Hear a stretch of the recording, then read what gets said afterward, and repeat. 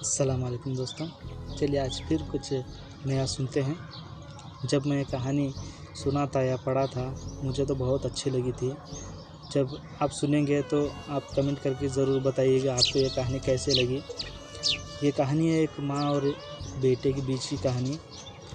मैं इस कहानी के माध्यम से बताना चाहता हूँ कि एक माँ अपने बेटे के बारे में क्या सोचती है और बेटा माँ के बारे में क्या सोचता है। चलिए शुरू करते हैं कहानी। एक छोटा सा गांव था। उस गांव में जो है एक माँ और बेटा रहते थे। उस बेटे का जो पिता था वो बचपन में गुज़र गया था और उसकी माँ जो है दूसरों के घर में काम करके उस बेटे को पाल रही थी।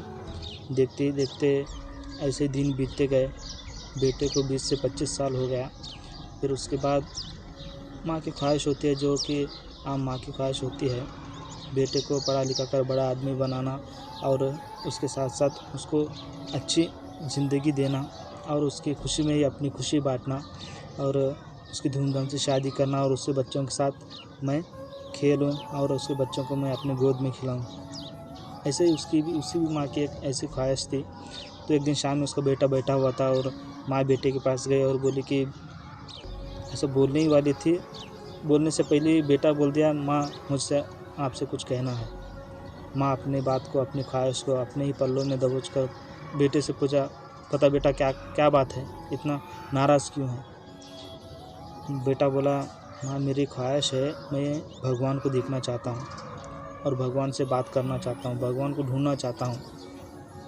माँ को पता है ये नामुमकिन है, फिर भी माँ बेटे की ख्वाहिश है कुछ नहीं बोली। सिर्फ बोली, बेटा अगर तेरी ख्वाहिश है तो अपनी ख्वाहिश पूरी कर सकता है। मैं अपनी तरफ से जो भी कोशिश है मैं पूरी करूँगी।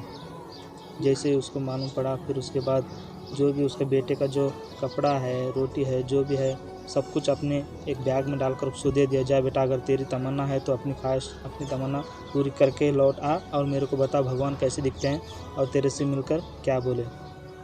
बेटा चला गया और दर बदर भटकने लगा। हर एक दरिया, पहाड़, सब कुछ ढूंढ लिया। फिर उसके बाद एक रात ऐसी आई, एक शाम ऐसी आई कि वो लौटकर गांव आया, अपने घर आया, झोपड़ी के पास अपने दरवाजे के पास खड़ा हो गया और देख रहा है माँ जो है भगवान के सामने जाकर दीपक जला रही थी।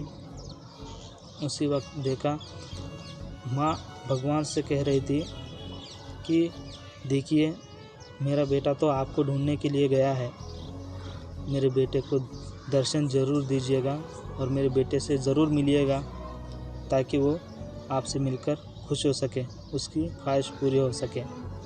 भगवान से गिड़गिड़ा कर मांग रही है अपने बेटे के लिए।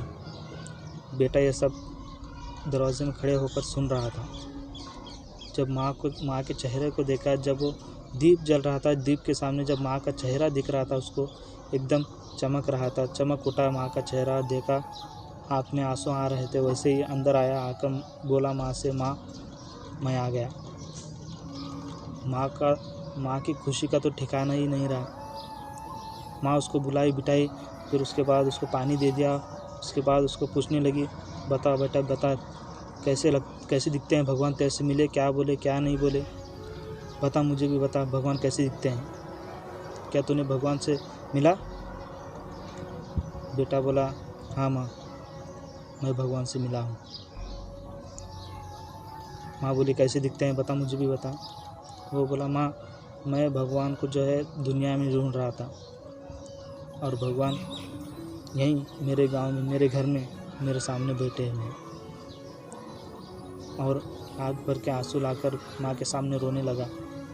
मैं तो दुनिया में भगवान को ढूंढ रहा था, भगवान तो मेरे घर में ही थे। और देखकर रोने लगा। और उसी वक्त उसने वादा किया, माँ मैंने जितने भी तेरे अधूरे सपने छोड़कर गया था, उतने सारे सपने पूरे मैं आपके सारे सपने पूरे करूँगा। तब जाकर माँ को सुकून मिला और तब से वो लोग बहुत हंसी खुशी से रहने लगे। माँ की ख्वाहिश यही रहती है, माँ का सपना ही यही रहता है कि अपने बच्चों का सपना पूरा हो। माँ का तो सिर्फ यही सपना रहता है, अपने साथ साथ अपने बच्चों का भी सपना पूरा। मैं यही कहना चाहता हूँ कि अपने सपने तो सोचिए, उसके साथ साथ वो भी सोचिए जो अपने माँ का सपना है, उसको ज़रूर पूरा कीजिएगा। और माँ के लिए ये मैंने लाइन सुनाई है। ज़रूर बताइएगा आपको कैसा लगा। चलिए चलते हैं, फिर अगली बार कुछ नई कहानी के साथ मिलेंगे। धन्यवाद। जय हिंद।